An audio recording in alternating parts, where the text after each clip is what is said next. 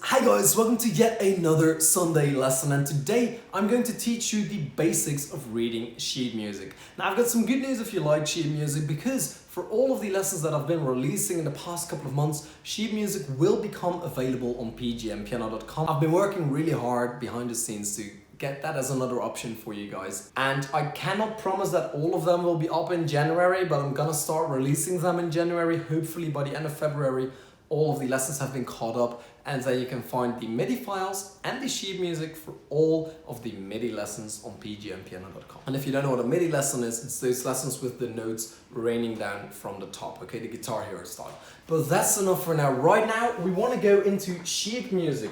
Here is where my drawing skills are gonna be so amazing. So we all know that sheet music has these bars, right, or these lines like this, and that's 5 lines. So we call this a staff, and now the first thing I want you to understand is that there's 2 types of staffs, okay, when we play piano. We have the treble, we call that the treble clef, and the bass clef. They look exactly the same. Look, this is for instance, the top one. You usually see one of them on the top and the other one on the bottom. And this could be the bottom one, okay? Now, the only difference is that, and you have to be very careful with this, in the beginning, there will be a little area right here, and there will be a sign. And it's either this sign, and I'm very sorry, my drawing is just bad, okay? But it's either this sign, or it's this sort of sign, okay? They look a little bit different, but almost like this, okay? So, if you see this, it's a treble clef. If you see this, it's a bass clef. And it means that what I'm going to explain to you in a little bit, we're going to start here, and then after that, we're gonna do this one. And you have to watch both in order to understand, because they're a little bit different, okay?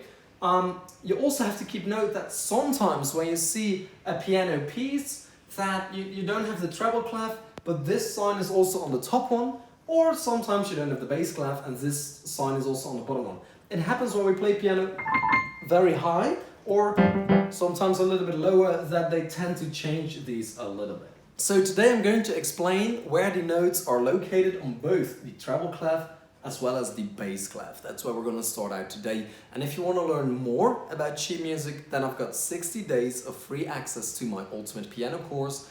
And in chapter number 9, the last chapter of the Ultimate Piano course, you will not just learn these 2 things, but you will also learn all of the other signs. Like, there's just a lot of stuff going on, obviously, in sheet music, but I do not have enough time for that. That chapter is almost an hour long. So if you want to get access to that, as I said, it's free via the link in the description box down below. You will go to Skillshare, sign up for a free account for 2 months, and you go to chapter 9 of that Ultimate Piano course. It starts at lesson 9.1, and then you can learn all about it. But today we're going to do something that's very helpful already to the beginner of reading sheet music, understanding where to draw these notes, or if you see the notes, what they actually mean. Okay, so again, sorry for the drawing. I zoomed in a little bit, and right now we're going to do the treble clef, okay? Now the first thing you have to understand is that these lines and these spaces all count, okay? So we can have a note underneath the line, and you simply draw it like this. We can have a note on a line, or we can have a note between lines, okay? And these notes simply move up from D to E to F. So the way these notes move is every line is simply another letter in the alphabet, okay? Therefore, this note will be G, this one will be A, this one will be B, C. So the only way to actually move up here on the sheet music is wide notes, right? We start on D, E, F, G, A, B, C. Now, it would be nice to start on a C, of course, but I'm already at the lowest position possible. Now, the funny thing is, with sheet music, you're allowed to draw extra lines, but all you do is you just draw a little line like that, and then that note, which otherwise would be floating, is now on a pretend line. You will see that quite a lot, because this one right here is the middle C, and we use that a lot in music, okay? So now we have C, D, E, F, G, C. Okay?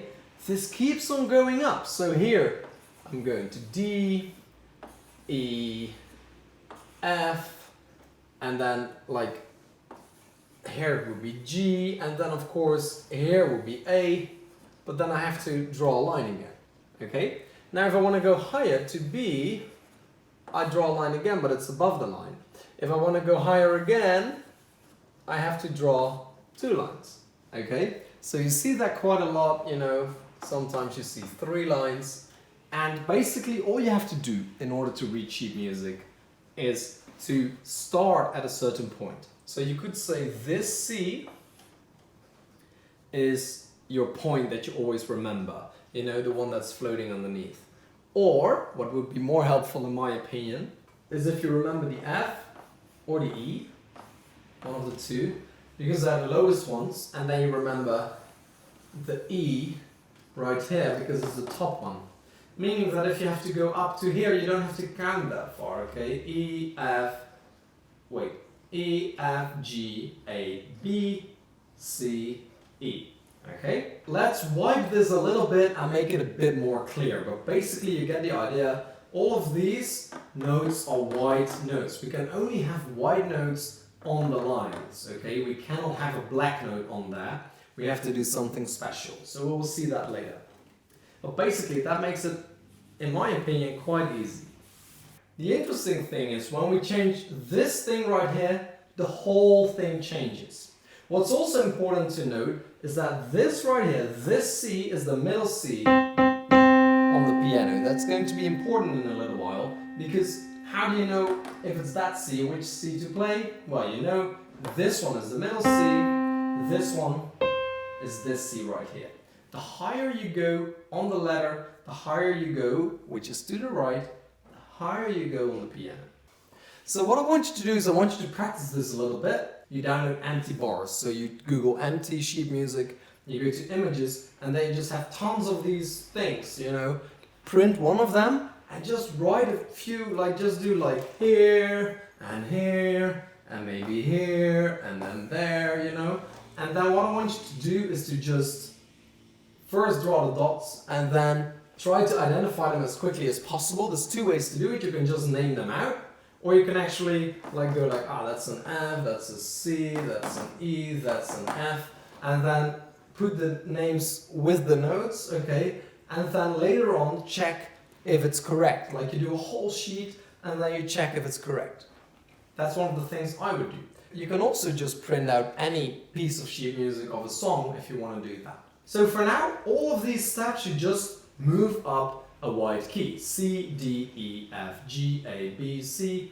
It keeps on going up. C, D, E, F, G, A, B, C, D, E, F, G, etc, etc, etc.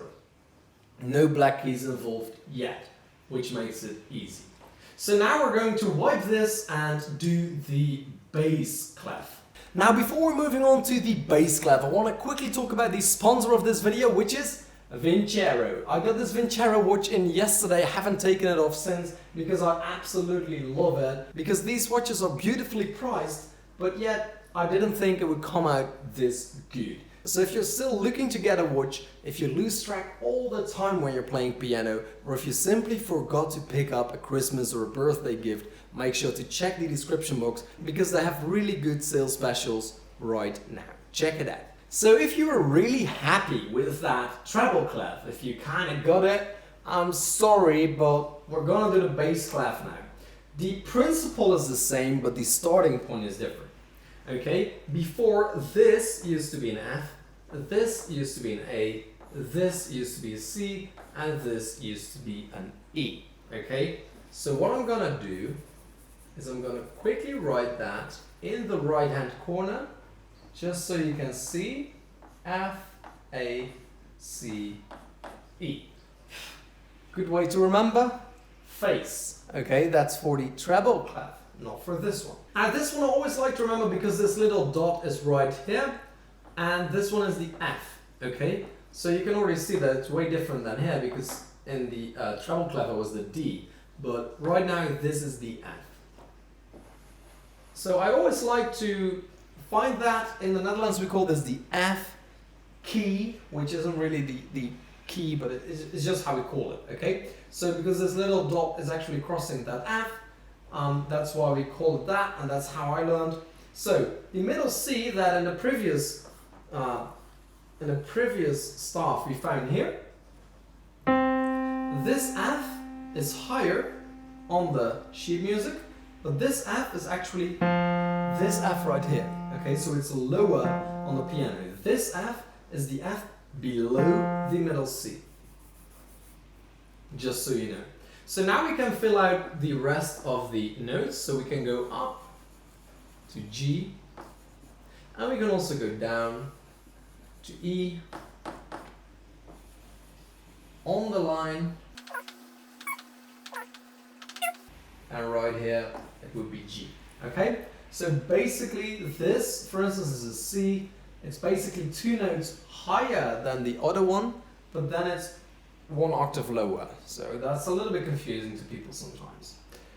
What I'm going to do in a little while is I'm going to drop this one a little bit, put the treble clef above, and then we will draw one line so you can actually see where these guys are meeting and how these two are basically connected to each other. But if we play this, we start on this F right here, go up to G, then we go down, E, D, C, B, A, G, and I'm already down here, okay? So you can imagine that if you want to reach down here, we would have to go quite a little bit deeper, okay? Same way if you want to go all the way up. So this is something that you're just going to have to learn off by heart, because yeah, in the beginning it will be a little bit of a struggle in order to remember all of these, especially with the bass clef and the treble clef, but eventually you will get that. I would personally recommend to start with the treble clef, get that under control first, and then add the bass clef in there. So why do we start on different points in the clefs? Isn't that really annoying? Well, on the one hand it is, but on the other hand, if you connect them, it makes a lot of sense. Okay, so this is how these two are connected. If we start right here, it's this C. It's 1 C below the middle C, and then we walk up D, E,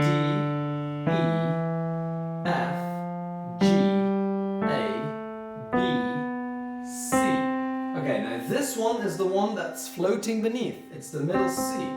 Okay? So if we're on the bass clef, even if this one isn't above, because usually they're a little bit away from each other, right?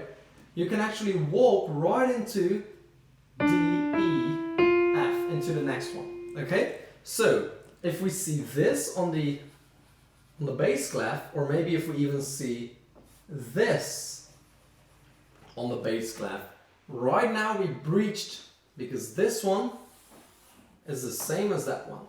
Okay, so it doesn't always have to be drawn on this one. Sometimes it's drawn on the bass clef, or actually breaching that treble clef right there.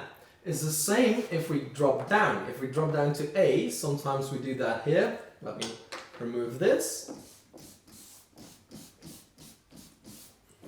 So sometimes you see a little bar and another little bar. This is an A, okay? A. Guess what? It's this A right here. Okay, so this line is basically the second line below the treble clef, and this line is the second line above the bass clef. Okay, so this line is this line, and this line is this line. That's how they're connected, and that's why if we would basically write this one the same, it would be confusing. One, because if you use the same one and you want to go low, that wouldn't make any sense, because if you do this, it's a C on a treble clef. Okay, so if this was a treble clef, then I would simply play this note right here, and then you would have to put all kind of stuff to tell people, no, it's lower, you know. So yes, it makes sense in a way that you only have to learn one system, but on the other hand, it didn't really work out with the notes like this, and that's why they basically connected it like this, in my opinion. Anyway, this was my short introduction. Keep in mind, these are only white notes. Okay, if we want to go into the black notes, we get into the next type of sheet music. As I said before, there's 60 days of free access via the link in the description box down below. You will end up on Skillshare. Skillshare is a platform that's kind of like the Netflix of courses, and I have a few courses up there. Normally you pay a monthly fee and then you get access to all of the 24,000 courses on Skillshare. But because I'm a teacher there, I can get you 2 months free. So what I would advise you to do is check it out, get your 2 months free, and go to chapter 9 of the Ultimate Piano course on Skillshare. And this chapter is completely devoted to sheet music. So if you want to learn more about it, get free access for 2 months via the link in the description box down below.